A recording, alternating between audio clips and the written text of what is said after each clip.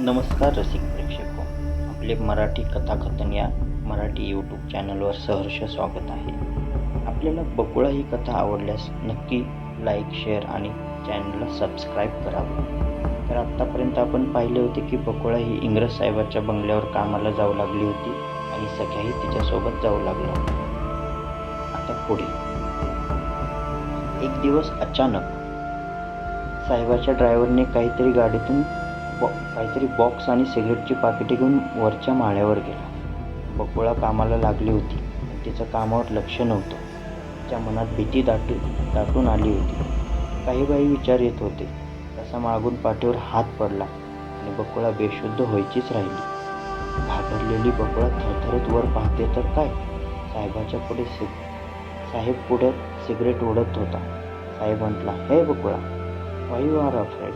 I'm just asking if we drink here. Is it okay? Because you have just cleaned this area." Bakula म्हणते, "no no no, you can please." Bakula मनोमन विचार करत होते, उगीचच आपण घाबरलो. साहेब तर चांगला आहे. बकुळा आता रोज कामाला यायला लागली होती. सख्या पण आता कधी मध्येच यायचा. कारण तिने सांगितले होते की साहेब चांगला आहे, त्याची नियत चांगली आहे. का कोणास ठाऊक, पण बकुळाला जाणवायचे की साहेब तिला चोरून पाहतो. कधी दिवाणघरातून, कधी माझघरात, तर कधी बागेमधून. बकुळाची पण नजर न कळतं साहेबाला पाहायची आणि मनोमन खुश व्हायची आणि परत म्हणायची की नाही, हे चूक आहे, हे शक्य नाही. आपल्या मनात जे आहे ते कधीच समोर नाही आले पाहिजे. ते दिवस होते पावसाळ्याचे. बकुळी कामावर आली होती, पूर्ण भिजलेली होती. पण आज साहेब रोजच्यासारखा हॉलमध्ये नव्हता. रोज जणू तिची वाटच पाहत असायचा.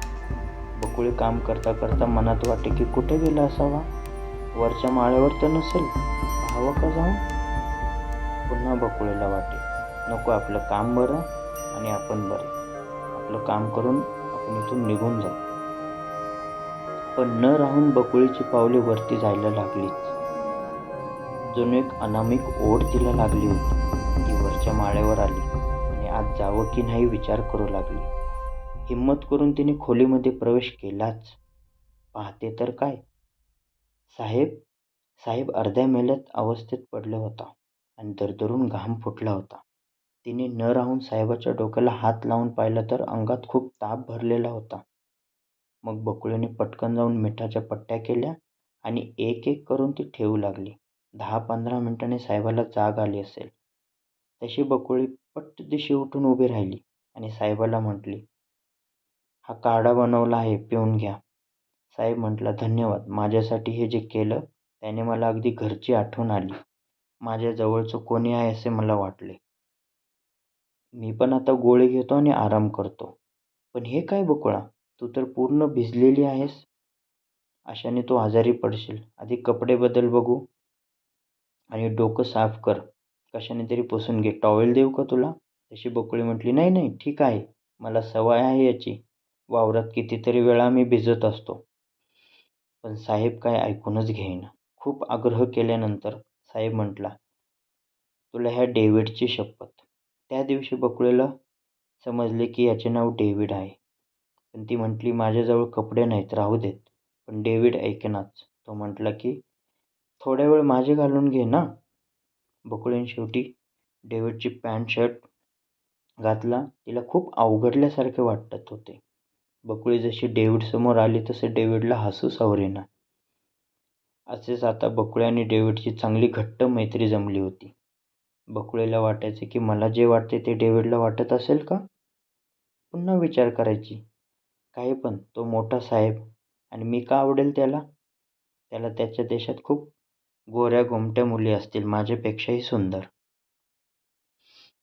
एक दिवस डेव्हिडच्या बंगल्यावर पार्टी होती आणि बकुळीला रात्रीसुद्धा मुक्कामाला बंगल्यावर थांबायचे होते. कारण पार्टी 10 पर्यंत चालणार होती आणि त्यानंतर एकट्याने जाणे शक्य नव्हते. नेमकं त्याच दिवशी सख्या बाहेर गेला होता. बकुळी दिवसभर राबत होती बिचारी. संध्याकाळी सगळ्यांना हवं नको ते पाहत होती. शेवटी आवरून बकुळा आता बंगल्यात आली आणि किचनमध्ये एका कोपऱ्यात झोपली. ना हातरून होते ना पांघरून होते. थंडी पण खूप जाणवत होती. डेव्हिड वर झोपायला चाललाच होता. तेवढ्यात त्याचं लक्ष गेलं आणि तो बकुळ्याला म्हटले, "अगं वेडी आहेस का? एवढ्या थंडीत असताना तू अशी झोपली आहेस. आजारी पडशील ना. चल मी ब्लँकेट देतो." तशी बकुळी म्हटली, "नाही नाही ठीक आहे. मी तर झोपेल." डेव्हिड म्हटलं, "तू माझी कोणीच लागत नाहीस का?" आज डेव्हिडने थोडीशी ड्रिंक घेतल्याने तो जरा जास्तच रोमॅन्टिक बोलत होता, असे बकुळ्याला वाटले. पण त्याच्या नजरेत वाईटपणा कुठेच नव्हता. डेव्हिड आणि बकुळा एकामागून एक वरच्या माळ्यावर जात होते. ते दोघे डेव्हिडच्या रूममध्ये आले आणि डेव्हिडने लॅम्प लावण्यासाठी लाईटर शोधत होता. अचानक बकुळीच्या अंगावर काहीतरी थंडगार पडल्यासारखं जाणवलं आणि बकुळी जोरात किंचाळली आणि काही कळायच्या आतच पुढच्या क्षणाला बकुळा डेव्हिडच्या मिठीत होती. ती किती वेळ होती हे त्या दोघांनाही माहीत नव्हते. दोघे भानावर आले आणि डेव्हिड म्हटला, "डोंट वरी, मी आहे ना तुझ्यासोबत." बकुळीला पण लाजल्यासारखे झाले. डेव्हिड म्हटला, "तू खूप घाबरली. एक काम कर, तू वरती दिवाणवर झोप, मी ते खाली झोपतो." हे ऐकून बकुळीला आश्चर्य वाटले. "अरे, एवढा मोठा साहेब आणि माझ्यासाठी खाली झोपतोय?" बकुळा म्हटली, "तुम्ही झोपा इथे, मी खाली झोपते." बकुळी मनात विचार करत होती की स्वप्नातही नव्हते वाटले आपण एवढं जवळ येऊ. थंडी खूप असल्याने डेव्हिडने पुन्हा एकदा कपाटातून रमची बॉटल काढली आणि एक पॅक भरला आणि बकुळीला म्हटला, "तू पिऊन पाहणार का?" बकुळी म्हटली, "मी असलं कधीच केलं नाही. माझा बा मला जिद्द ठेवायचा नाही."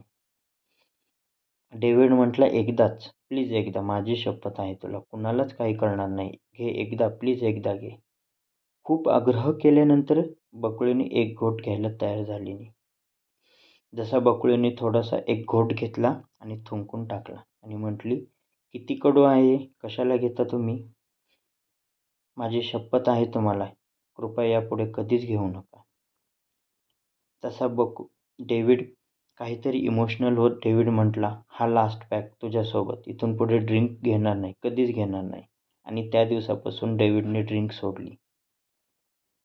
दोघांनाही आता धुंदी चढली होती आणि डेव्हिडने तिचा हात हातात घेऊन बकुळा लाजली. नजर खाली घेतली. डेव्हिड म्हटला, "तुला एक सांगायचंय. मला तू खूप आवडतेस. माझं तुझ्यावर प्रेम आहे. I love you."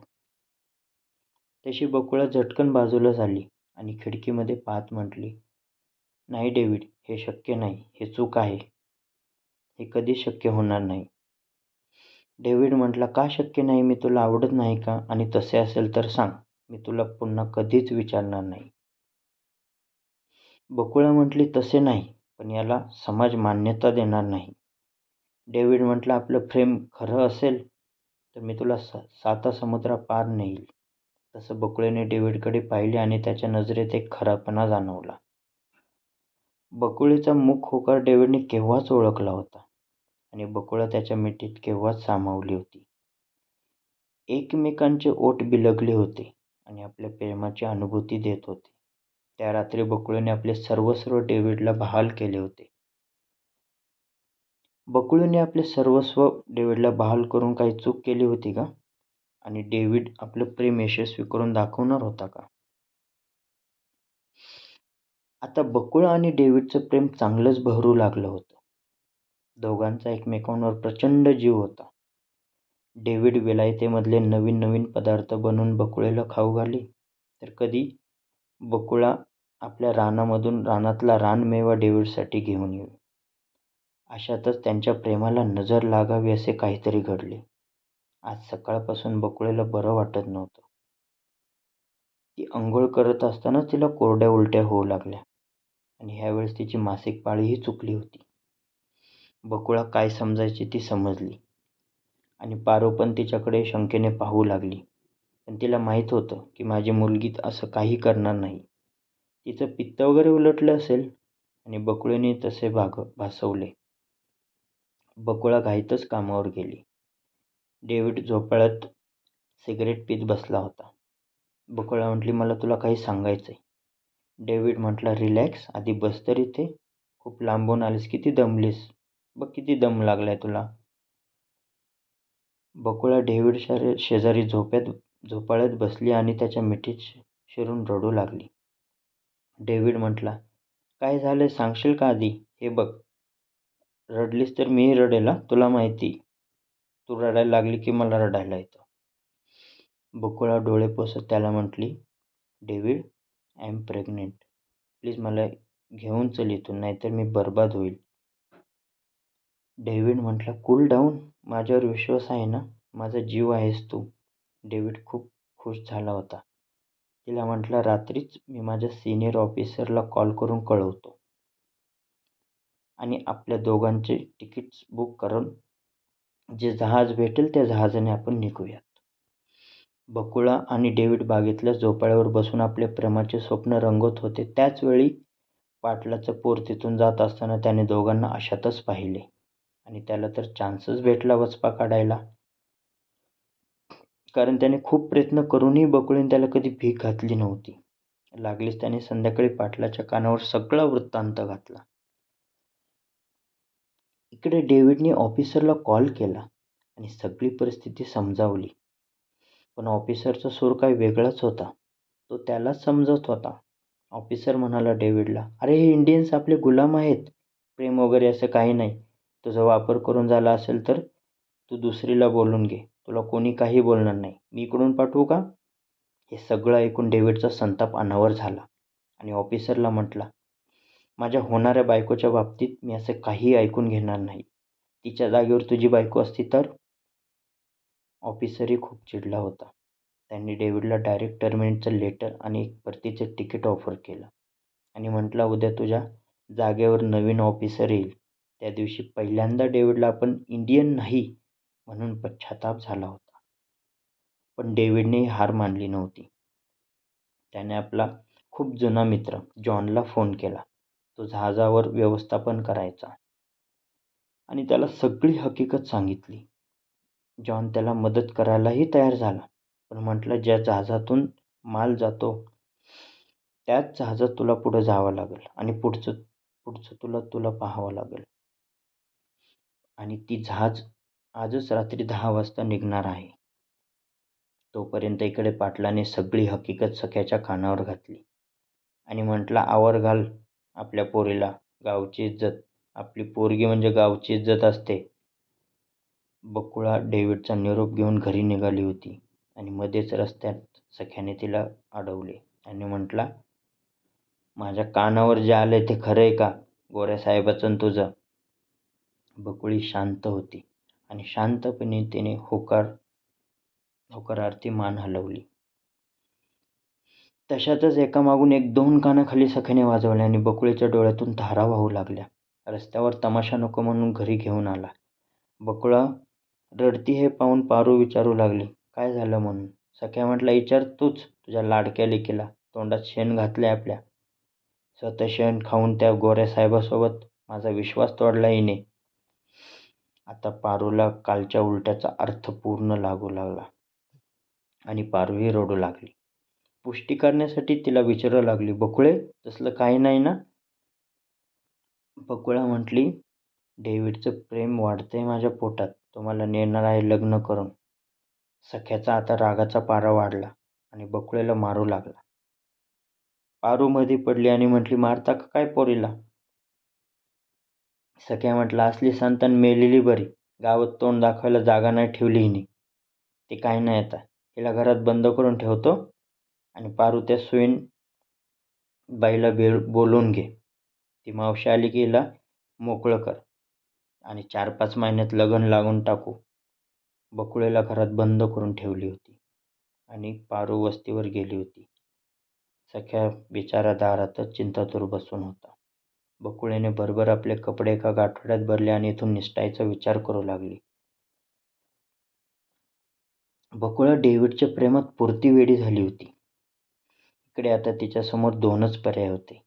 एकतर इथून बाहेर पडणे, नाहीतर स्वतःला संपवणे. तेवढ्यात बकुळेला आठवले की या खोलीतून वरती छपरावर जायला एक छोटं दार आहे.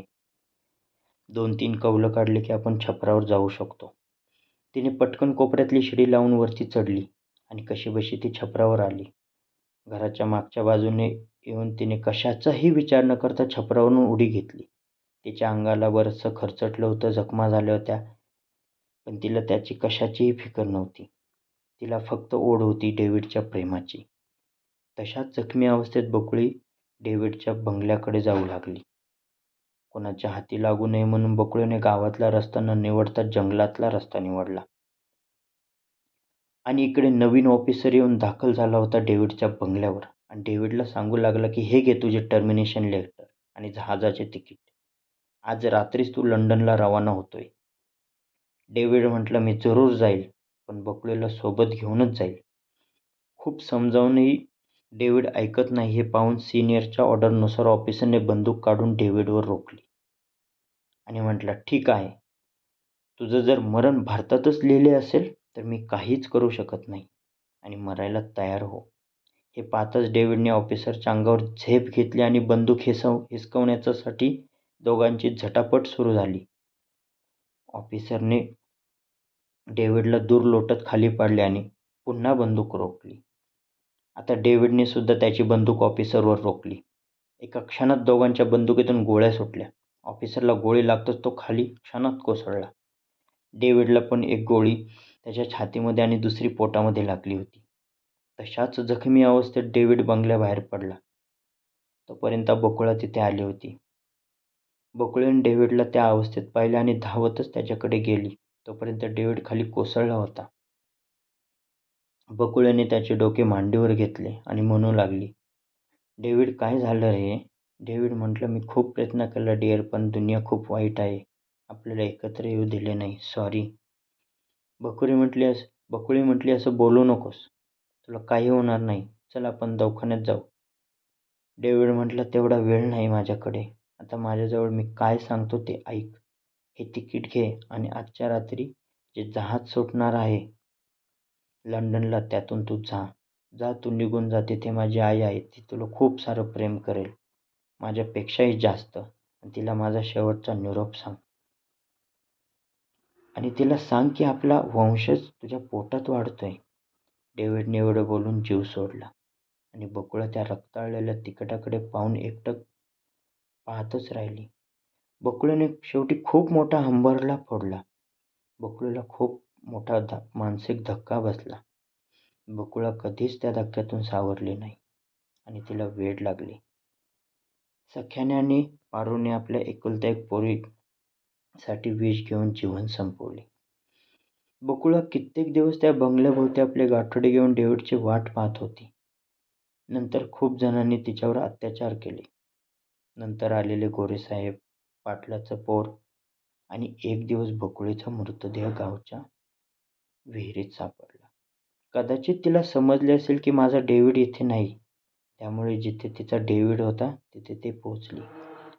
सांगा बकुळीचं काय चुकलं? समाप्त. धन्यवाद.